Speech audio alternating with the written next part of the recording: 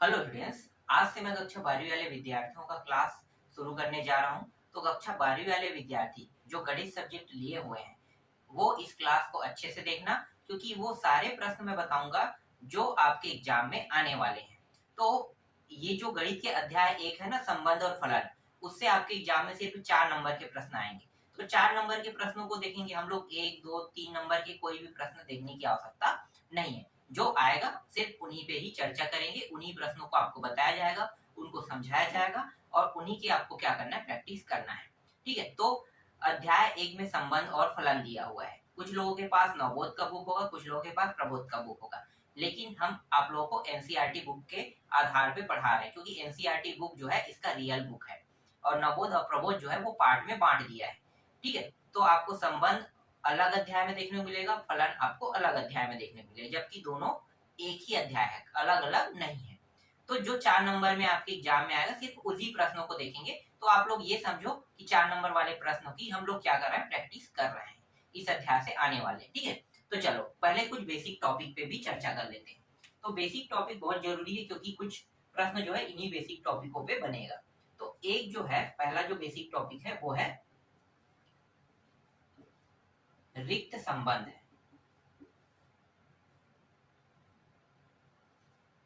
ये रिक्त संबंध क्या होता है? तो रिक्त संबंध का जो सूत्र होता है वो R बराबर A गुणित B। ये R जो है ये क्या है, रिलेशन। ठीक है, मतलब A और B का क्या रिलेशन है ये बताना है हमें। और ये जो A है इसे हम कहते हैं प्रांत कहते हैं, और इसे हम कहेंगे परिसर कहेंगे। कक्षा 11वीं में आप लोगों ने पढ़ा होगा प्रांत और परिसर। ठीक है, 12वीं में भी है, पर 11वीं में ये बहुत इजी तरीके से बताया गया है उसमें। ठीक है। तो प्रांत और परिसर, चलो यहाँ भी हम आपको इजी तरीके से बताएंगे। तो मान लो ये प्रांत है, ए जो है वो क्या है, प्रांत है। और ए की वैल्यू हम क्या रख सकते हैं, कुछ नंबर रख लेते हैं।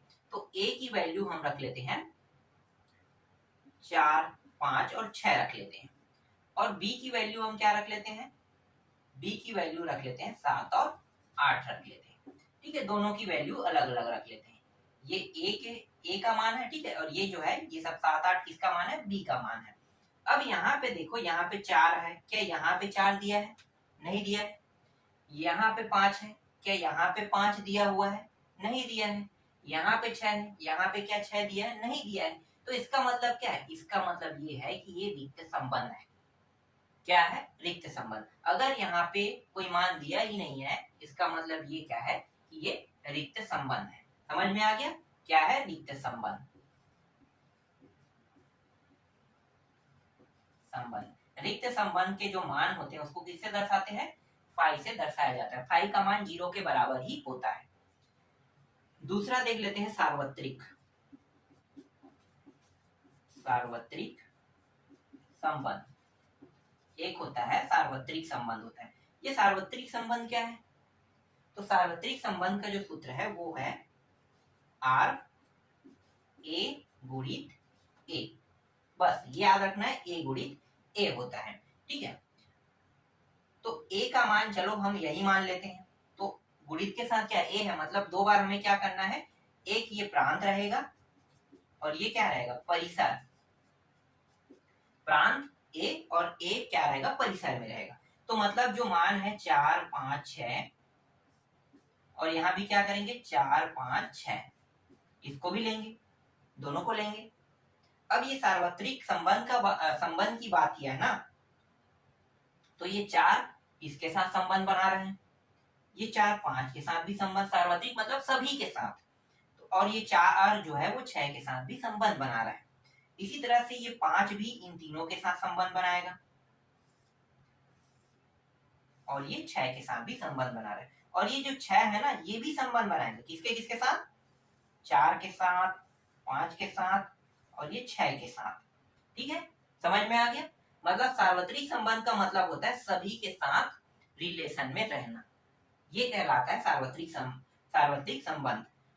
तो मैं यहाँ पे इसको लिख देता हूँ ना, देखो 4 किसके साथ, 4 के साथ बना रहा है, तो 4 4, फिर 4 बना रहा है 5 के साथ, तो 4 5 हो गया, फिर 4 6 के साथ बना रहा है 6, फिर 5 4 के साथ बना रहा है 5 4 लिखेंगे, 5 5 के साथ बना रहा है 5 5 लिखेंगे, और 5 6 के साथ बना रहा है तो 5 6 लिखेंगे।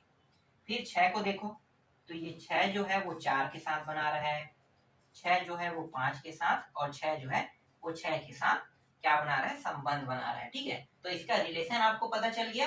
सार्वत्रिक संबंध में जो रिलेशन है वो सभी के साथ होता है। तो इस तरह से आपको क्या प्राप्त हो जाएगा, इस तरह से आपको सार्वत्रिक संबंध प्राप्त हो जाएगा। ठीक है, यहाँ तक ये समझ में आ गया। ठीक है, तीसरा टॉपिक देखते हैं। तीसरा को मैं यहाँ पे देख लेता हूँ।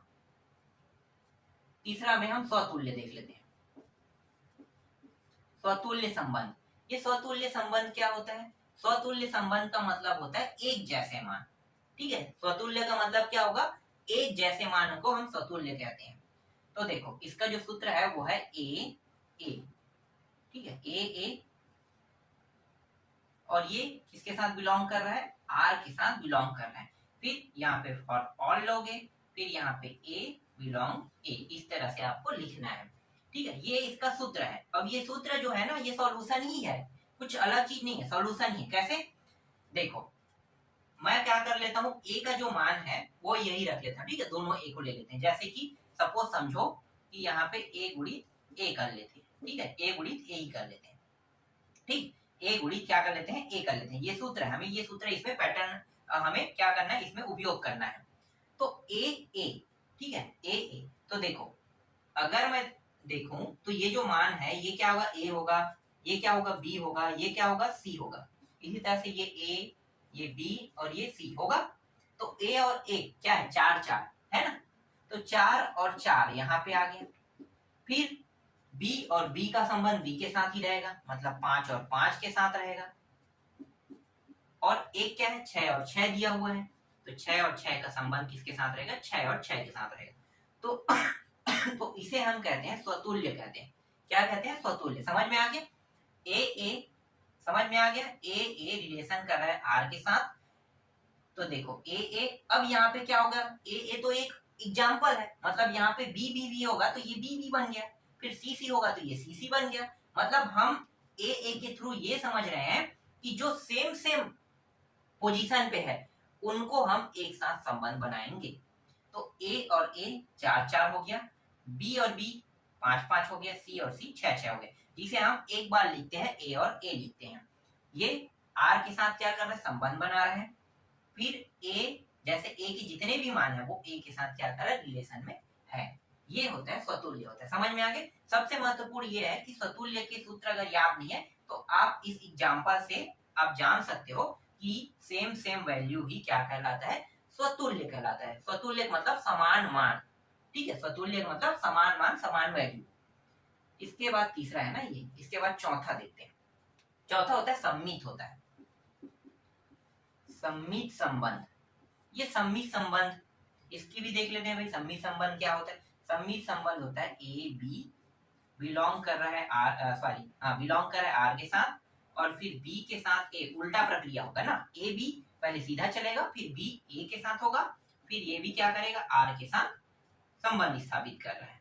फिर यहाँ पे फॉर ऑल लगा दो, और यहाँ पे कितने वाले, A B A B, A B है तो ए और बी को लिखो, और यहाँ पे क्या लिख दोगे, ए के साथ लिख दोगे, इस तरह से। ठीक है, क्योंकि हम सारे मानों को ए के साथ ही मैच कर रहे हैं। तो चलो ये कैसे बनेगा, देखो यही सब मान ले लेते हैं 4 5, या हम इसके यहाँ दूसरा ले लेते हैं 1 2 3 ले लेते हैं। ठीक है, ये 1 2 3 हो गया। ठीक, और यहाँ भी 1 2 3 ले लेते हैं। देखो 1 2 3, तो यहाँ पे ए और बी दिया है, तो ए बी, तो एक का क्या होगा, दूसरे के साथ होगा, और बी ए, और ये बी के साथ ए का। तो ये देखो ए दो के साथ संबंध बना रहा है, और दो जो है वो एक के साथ संबंध बना है। इसके अलावा और किसी के साथ संबंध नहीं बनाएगा। ये 3 और 3 के साथ कोई भी कंडीशन नहीं बनाएगा। क्यों, क्योंकि सेम नहीं होना चाहिए। जैसे कि ये सेम सेम बना है ना, तो ये इसके साथ ऐसे संबंध नहीं बना सकता। ये सिर्फ तिरछा बना सकता है, और ये पहले से बन चुका है, तो हम इस पे तीसरे को इसके साथ किसी के साथ नहीं लेंगे ना। एक जो है वो एक के साथ ही संबंध बना सकता है, दो जो है वो सिर्फ चाहे वो 3 के साथ बनाए चाहे एक के साथ बनाए, एक के साथ ही संबंध बना सकता है। ये कहलाता है सम्मित कहलाता है। तो इसको लिखेंगे कैसे, 1 2, इसकी जो मान होगा 1 2 2 1 2 1, इसका उत्तर रहेगा। समझ में आ गया, ये कहलाता है सम्मित।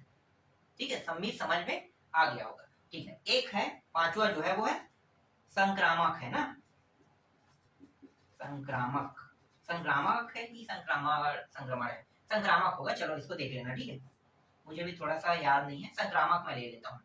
ये क्या होता है, ये भी सेम टू सेम इसी के पैटर्न पे होता है। ये क्या करता है, ये जो है ए, पहले एक मिनट, ए बी, फिर ये आर, फिर बी, उसके बाद सी, इस तरह से फिर बिलोंग करता है आर के साथ, फिर ए और सी ये बिलोंग करता है आर के साथ, इस तरह से। ठीक है, यहाँ पे मैं थोड़ा सा मिटा देता हूं, हम लोग यहाँ पे समझते हैं, ज्यादा अच्छा रहेगा।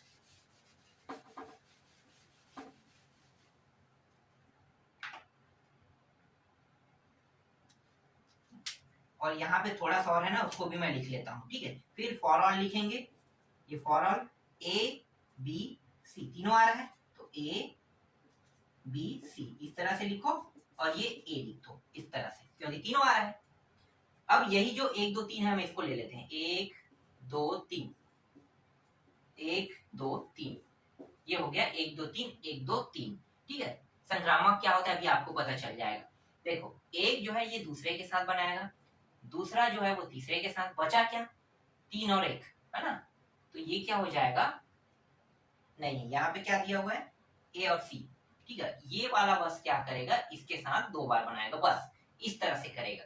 तो ये ऊपर से मतलब नीचे से और ऊपर से ये दोनों क्या हो जाएगा, छूट जाएगा, ठीक है। तो इसी को हम क्या करते हैं, देखो इसका क्या होगा, 1 2 फिर 2 3,